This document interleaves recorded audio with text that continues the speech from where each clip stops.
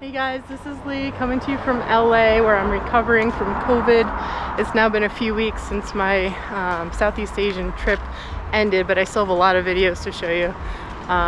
This one is the first of 4 videos that will show, I'll basically release a video for each day of the 4 days that I spent on the Thakhek loop, which is a motorbike loop in southern Laos, and a must do when you're in Laos.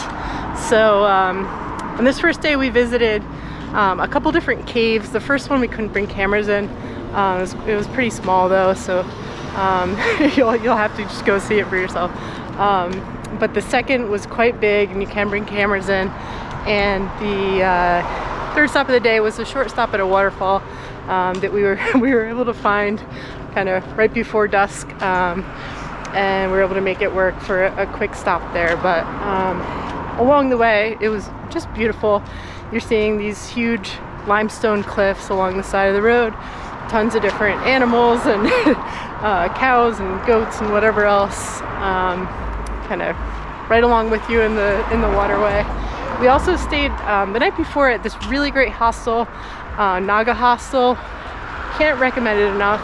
We got so much good information there as far as where to stop, where not to stop, what roads were good, things like that. And that's all going to be important to find out, right before your trip, when you know what the actual conditions are, not what they were 6 months ago or whatever. So definitely recommend staying there. I've got a couple recommendations for where to rent bikes, both places that me and the other folks that I traveled with rented our bikes from were great. And then, excuse me, the shortness of breath is still real with the COVID.